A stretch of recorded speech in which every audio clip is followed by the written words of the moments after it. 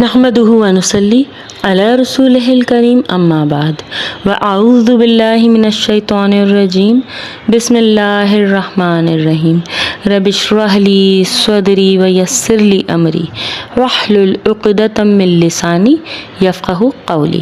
السلام علیکم ورحمۃ اللہ وبرکاتہ۔ ہم نے شروع کیا ہے مفتی محمد تقی عثمانی کا ترجمہ اور تشریح قرآن کی۔ انتہائی سادہ اور آسان زبان میں انہوں نے قرآن کی تشریح کی ہے۔ ہم ہیں آیت نمبر 80 پر۔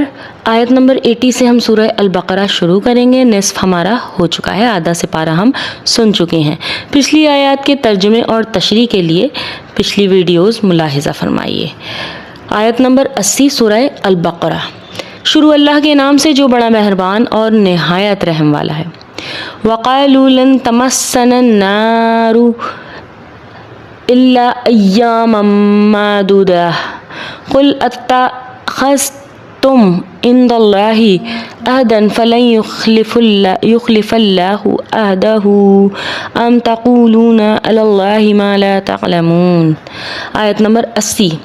آیت نمبر 80 میں اللہ تعالیٰ فرماتے ہیں، اور یہودیوں نے کہا کہ ہمیں گنتی کے چند دنوں کے علاوہ آگ ہرگز نہیں چھوئے گی۔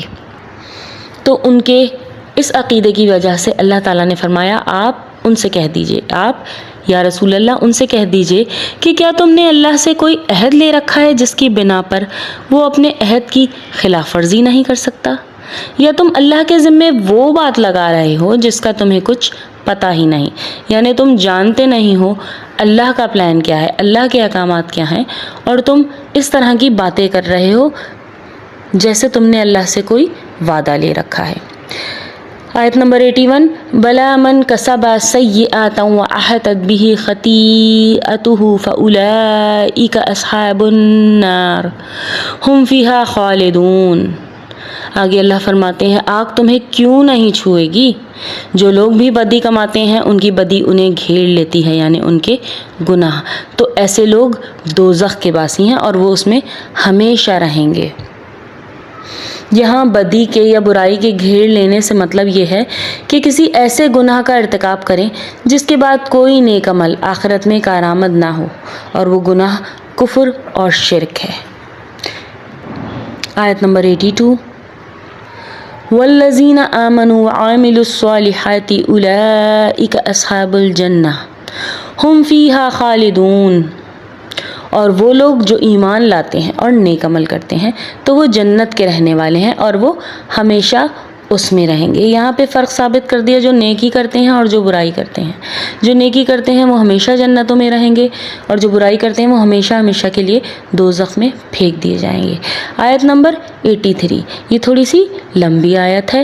وَإِذْ أَخَذْنَا مِيثَاقَ بَنِي إِسْرَائِيلَ لَا تَعْبُدُونَ إِلَّا اللَّهَ وَبِالْوَالِدَيْنِ إِحْسَانًا وَذِي الْقُرْبَى وَالْيَتَامَى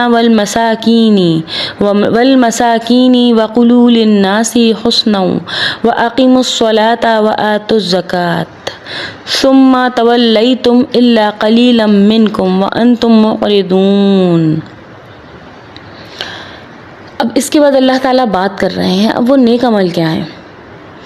اور وہ وقت یاد کرو جب ہم نے بنی اسرائیل سے پکار کر عہد لیا تھا کہ تم اللہ کے سوا کسی کی عبادت نہیں کرو گے۔ یہ نیک عمل تھے جن کی انہیں تلقین کی گئی تھی۔ والدین کے ساتھ اچھا سلوک کرو گے، رشتہ داروں سے بھی اور یتیموں اور مسکینوں سے بھی، لوگوں سے بھلی بات کہنا اور نماز قائم کرنا اور زکوٰۃ دینا، مگر پھر تم میں سے تھوڑے سے لوگوں کے سوا باقی سب اس عہد سے منہ موڑ گئے۔ آیت نمبر 84۔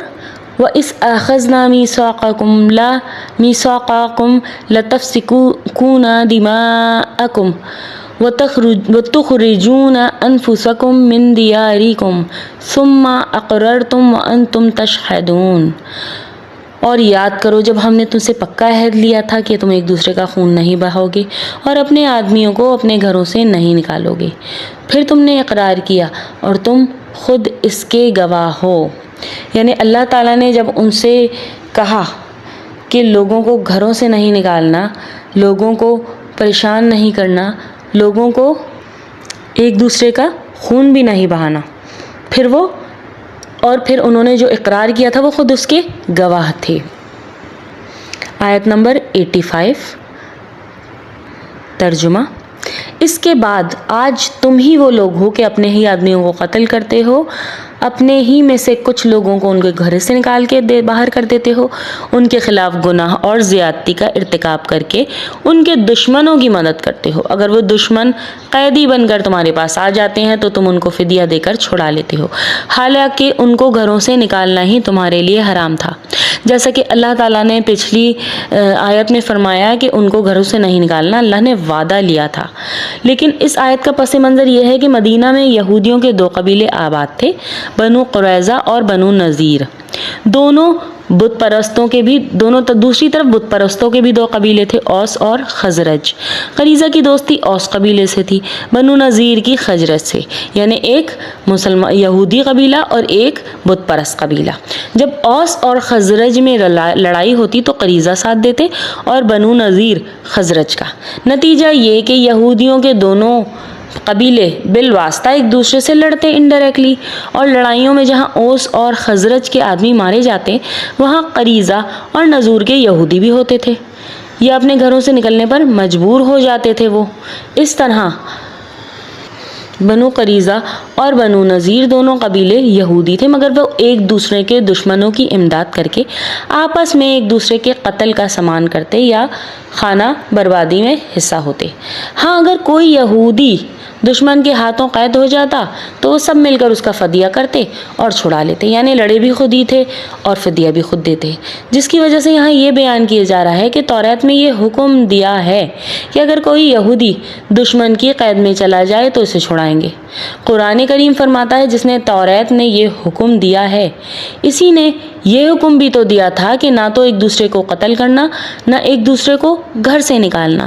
ان احکامات کو تو تم نے چھوڑ دیا اور فدیے کے حکم پر عمل کر لیا۔ تو جب ان پر حرام تھا تو کیا تم، آگے اللہ فرماتے ہیں، تو کیا تم کتاب یعنی توریت کے کچھ حصے پر ایمان رکھتے ہو اور کچھ کا انکار کرتے ہو؟ اب بتاؤ کہ جو شخص ایسا کرے اس کی سزا اس کے سوا کیا ہے کہ دنیا کی زندگی میں اس کی رسوائی ہو اور قیامت کے دن ایسے لوگوں کو سخت ترین عذاب کی طرف بھیج دیا جائے گا، اور جو کچھ تم عمل کرتے ہو اللہ اس سے غافل نہیں ہے۔ بے شک ربنا تقبل منا انک انت السمیع العلیم۔ جزاکم اللہ خیرا کثیرا فی الدنیا والآخرہ۔ السلام علیکم ورحمۃ اللہ وبرکاتہ۔